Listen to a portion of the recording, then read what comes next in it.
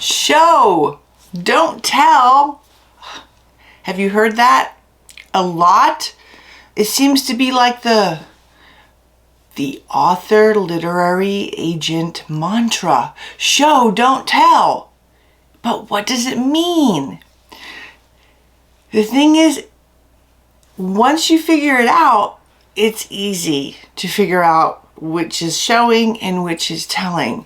But for the newer writer, or the writer who just hasn't mastered the show versus tell thing, craft, skill, it can be problematic, and it could be what is keeping your book, your novel, your manuscript from being picked up by agents, or taking your writing to the next level.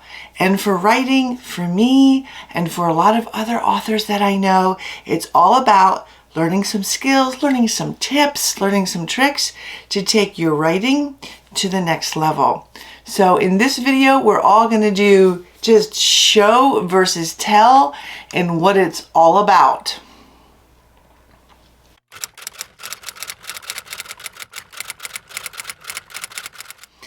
Hi, this is Autumn Bardot, and here you will find writing tips, author tools, and hopefully inspiration for living your best writing life.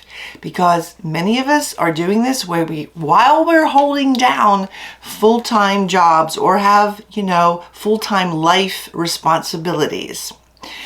If you haven't already, I would love if you would click that subscribe button and that notify button. And please leave me a comment. It helps in the algorithms as well as the subscribe and notify. I can't say subscribe today.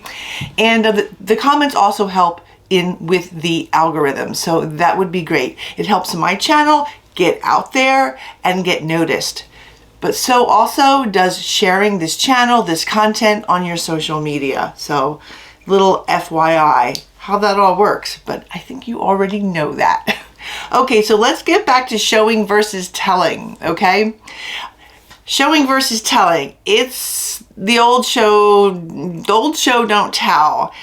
And any experienced writer, editor, or author can tell immediately, and I mean immediately, by like a blink of an eye, if you are telling, not showing.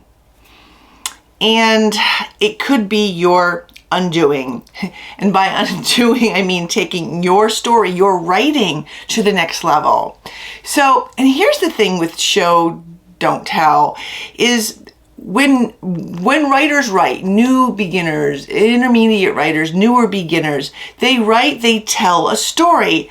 And no wonder, I mean, we even say, hey, tell me a story, right? So no wonder we have a really tough time with show, don't tell. Okay, so telling is out. It's all about showing now. And the reason I say telling is out, showing is where it's at, is because if you go back 50 years, 60 and back, it's telling. It's telling. So don't go and, say, hey, but this book written in, even 50 years ago, there was still a lot of telling, not showing. Now it's all the showing thing. So showing uses description and action to help the reader experience the story. Even shorter, in showing, the reader experiences the story. They don't have to be told that it's raining. The raindrops are just described. They don't have to be told that the character is angry. They intuit it between the lines from the character's actions. So showing is using description, language, action to help the reader experience the story. Showing, reader experiences the story. Telling. Telling is the author telling the reader what happened or what the character is doing. So, if you're still unclear, and for those of you who are listening to this on podcast, you're going to say, wait, what did she do? So I'll actually have to tell you what I did instead of show you what I did. So if you want to jump on the YouTube and take a look at that, see where it's coming in, where I show you, because you won't hear me do anything. You'll just hear you won't hear anything. Okay? So remember, telling is the author telling the reader what happened or how the character is feeling. So it is the difference between this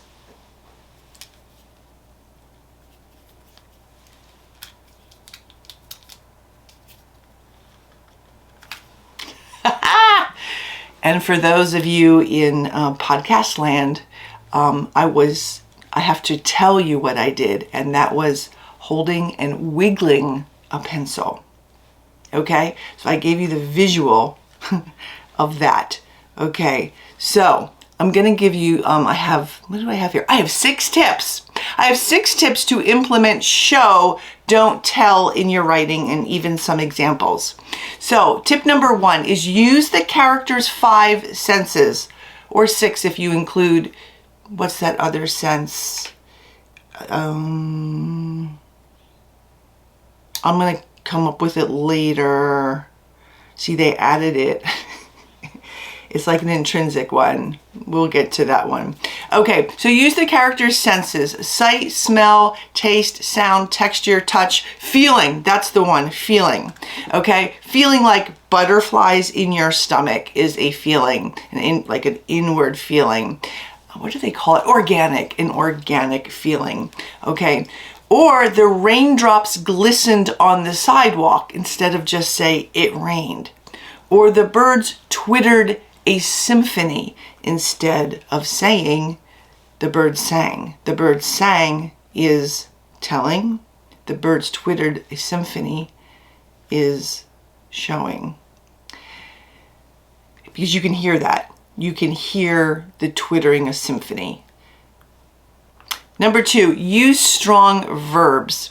And by strong, I mean powerful, evocative, full of emotion and imagery. I'll say that again. Strong verbs are powerful, evocative, full of emotion and or imagery. For example, her denial exploded from her mouth.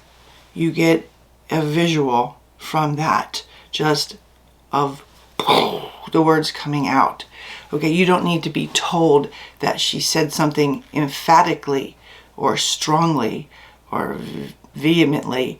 And we're going to get to that next one later. Or that she was angry or emphatic or vehement, which I just gave you what she was feeling.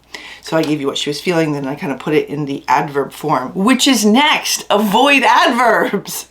Okay, so you've heard that before. No, do you have to avoid all adverbs all the time? No, but they mean for that kind of stuff. Don't use an adverb when a better verb will do, when a stronger verb will do.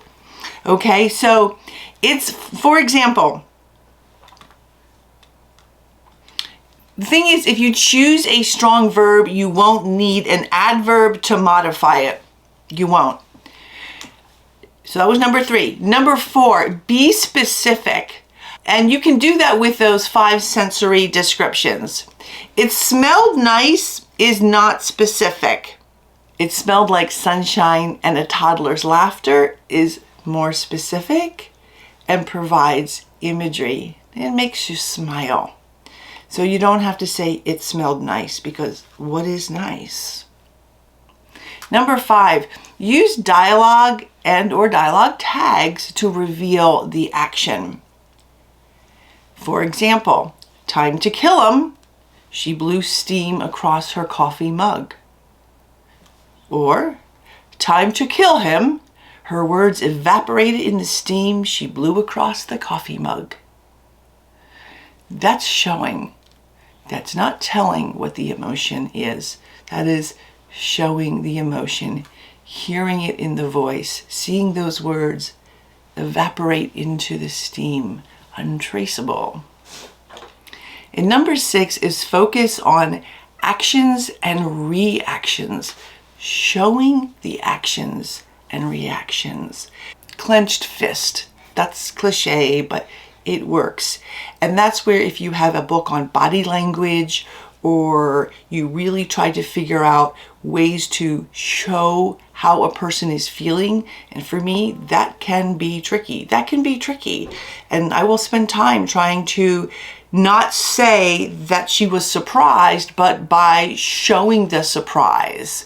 Or sometimes those feelings go even deeper, and then that even requires a little bit more imagery and evocative verbs, and to bring that up. Sometimes you need something symbolic to summon or bring forth that more complicated emotion. So those are the things that take time during a revision that I do not work on in a first draft. Sometimes if it just comes, yeah, of course I write it. But if I'm just like, what is she going to do here to show her supreme disappointment besides frowning? I'll just say she frowned, and then I'll just usually write show next to it. It's my clue to myself that I need to build that emotion, showing that emotion into subsequent revisions. So another thing we're going to discuss with showing versus telling is info dumps and telling. So here's an example of an info dump that is telling. The arrogant coworker opened my office door, entered the office, and walked to my desk where she set down the stack of forms for me to fill out. That was snoozeville and boring, and yes, that's what she did. But as a writer, you need to find a better, more impactful way to say it. So, and why was it telling? I'll tell you why it was telling. You're telling the reader that they are arrogant when you say the arrogant coworker, and then you're telling them what the exact action was. So you're just like, okay, so it's okay writing, but it's not taking it to the next level. It's not showing. So let's make that last sentence more showing. The office door flew open with a bang. Here, Vanessa strutted across the floor and dropped a pile of forms on Liz's desk. Or, strutting across the floor with a smirk, Vanessa dropped a pile of forms on Liz's desk. There's a lot of ways to write that. So a couple things. I didn't have to say Vanessa was arrogant. Her actions showed it. One, that the door flies open with a bang. Okay, just shows a little bit of arrogance and haughtiness, right? That she struts across the floor. Okay, if you're arrogant, if you're full of yourself, you're feeling good, you are strutting, right? It is a powerful verb. And if you drop something on somebody's desk, it shows you like disregard and like I'm the superior and you are the inferior. Okay, and then instead of placing, you can set, you can place. That would be more respectful. Putting is just kind of, I don't get any emotion from the word put, right? She put it on my desk. So replace those kinds of vague verbs with verbs that show the emotion, the tension that is going on, the conflict that is going on in your novels. Often new and developing writers will also do info drops, information drops. That's summarizing instead of showing. And I see this a lot in newer writers, beginning writers who haven't just leveled up their craft and taken it to the next level. And sometimes I think it's like they want to dump all the information on there and get it out and move on with the story, but there's better ways to do it, more entertaining ways to do that. So here's an example of telling in an info dump. I really hate my ex-husband. The marriage was horrible and he was so mean to me for so many years. I don't know why I stayed with him all that time. Maybe I thought he would change. Maybe it was because I had nowhere to go and no support from my family. When I finally did leave him, it was very difficult for me and my children, but at least I did it. And even though I'm broke most of the time, it was the best decision I ever made. Okay, wow, that's a lot of information. And I think we can say it in a better way, a more fun way, a way that gives us more about the character. And once again, readers are smart. They read between the lines. So let's fix that whole thing and put it into way more showing kind of way. Tears fall on the 6-month-old bill. Overdue notices. The gift from my ex-husband that keeps on giving. Late charges and overdrafts. Thanks, David.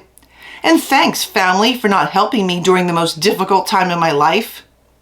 I stiffen my spine and take a deep breath. My 6-year-old son pushes a crayon drawing at me. Crayon drawing at me. Look, Mama! There's one tall figure in a dress. That must be me. And 2 brown-haired children. It's you, me, and Sissy, see? We're all smiling. Now my tears are falling for the best reason of all. A no-drama home filled with lots of love and kindness. Even my children feel the difference. Okay, that is showing. Is it trickier to do? Yes. And for me, in the beginning of my writing, that was the trickiest thing to do. I got the first stuff that we went over, but a lot of times the info dumps, I had to find ways to give readers that information in a way that wasn't just that boring kind of telling, but to really take it up a notch into doing as much showing as I could. So what you will also notice, or maybe you heard, sometimes I think it's easier to see it than to hear it, but the showing takes longer to write. There are often more words in the showing than there is in the telling. And that's where I think new writers kind of hurry along and tell it. They tell what happened, okay, instead of the showing what happened, which takes a lot longer and usually is more words. So that is it for today. I hope you have a better handle on showing versus telling. Just Google tell versus show and you will see a whole plethora of examples from multiple sources, and just look at them, study the books that you're actually reading by authors who know their craft, and see how they are conveying something over how you are conveying something, okay? And then look at your own writing. And if you're still not sure, you know, that's where you have a content editor will come in and tell you, like, and a lot of people just offer this service where you can send them something and they can just tell you, yeah, that is telling, not showing. Once you get the hang of it, it's fun. And it becomes easier. Trust me on this. It really does become easier. And I really like to do it. Like I tell in the beginning, the first draft is just kind of all word vomit out there. And I'm just kind of going through things. But then with the revisions, I need to show all that, to bring it to life. It's a lot more fun, and you can do, what you end up doing is you're really increasing or maximizing the emotions, the conflict, the characterization, as long as it's consistent, right? And putting the reader, giving the reader the experience instead of just telling them what they're going to do. And I'm going to go with one last example here. And I just kind of thought of this, and normally I have everything on my notes down here, but it's when somebody says, hey, what happened? Like, let's say you're in a conversation and there was some drama at work or something, and they go, what happened? So there's 2 different ways to tell it or explain it. There's 2 different ways to explain it. One is just to say, oh, she came into my office and she said this. Okay, that's just telling. But there's another way that a good storyteller will use when, well, she just stamped her way into my office or into my house, and she threw up her hands and she just blurted out whatever. So there's a different way. Strong verbs, showing the action, showing the action that shows the emotion. And then also we talked a little bit about description. Instead of just saying it rained, boring, or it thundered, boring, you just want to say the thunder lit up the sky, made her heart pound harder. The raindrops were like her tears of sorrow. Okay? How often, and here's the thing, I have writers say, how often do I do this?